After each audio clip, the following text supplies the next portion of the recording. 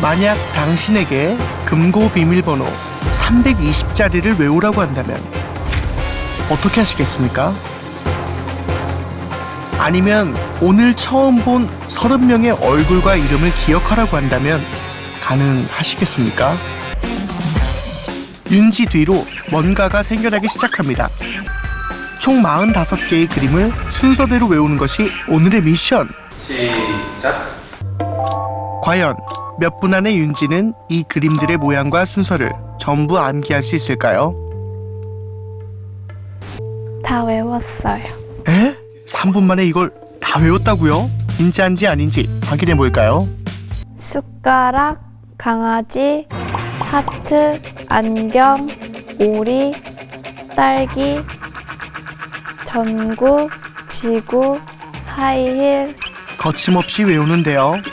바지, 차, 나무 햄버거.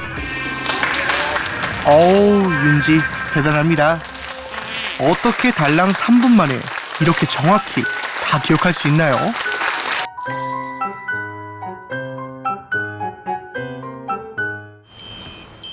그리고 기억력 때문에 고민하는 주인공. 학교 성적은 어느 정도예요? 기대를 안 해갖고 최하예요. 선생님이 외라고 시간 주면 애들 다 외울 때 나 혼자 못 외고요. 검사는 받았는데 아이가 기억력이 많이 약하다. 기억력에 문제가 더 있는 것 같다라고 알려주셔서 기억력은 과연 어느 정도인지 간단한 테스트를 해보기로 했습니다. 사자, 호랑이, 하마 있으면 사자, 호랑이, 하마, 사자, 호랑이, 하마 이렇게. 이 하위권의 성적을 가진 아이들의 기억의 전략법들은 결국 전략적으로 사용하지 못한다는 거죠. 성적이 좋은, 학습 성취도가 좋은 사람들을 보면 이 전략을 잘 가지고 있습니다. 그래서 창우 같은 경우는 이걸 좀 가르쳐줘야 되겠죠. 창우는 올해 전국 기억력 챔피언 조신영 씨가 맡아주기로 했는데요. 기억력이 엄청 안 좋았어요. 대학 생활에도 잘 적응을 못했고 막 F도 거의 반절 이상이 되고 기억법을 배운 후 슈퍼 기억력으로 제2의 인생을 살게 됐다는 신영 씨. 과연 한 달 후 저희들의 기억력은 좋아질 수 있을까요? 창우는 이제부터 전략적으로 기억하는 법을 배우기로 했습니다. 스토리 기억법이에요. 스토리 기억법. 오히려 말이 안 되고 또 창의적이고 괴상한 이런 이야기가 더 잘 기억이 나. 머릿속에서 생생한 영상이 떠올라야 돼요. 평소 암기해야 할 단어나 과목이 있을 때 무작정 외우기만 했던 창우.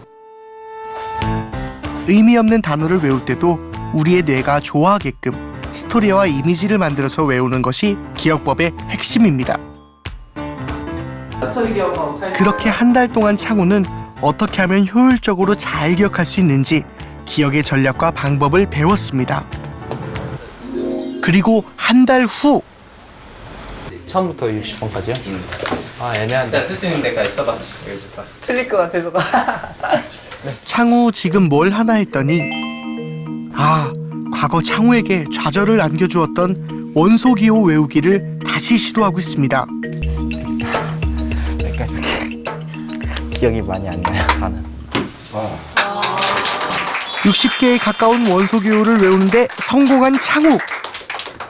영어 기호하고 이 원소 이름하고 맞지가 않는데 그런 건 어떻게 외웠어요? 저는 이제 피하고 인하고 이제 그대로 엮어서 말했지. 이제 핀 이렇게 하면 또 여기 십자는 핀 이거 뭐 찌르는 핀도 있고 다르니까. 그리고 이게 이렇게 하나로 만드는 게 많지가 않으니까. 이 상자한테 붕소, 탄소 여기 물통이 있거든요. 여기다 질소, 산소를 넣었어요. 붉은기에다가 나트륨하고 마그네슘.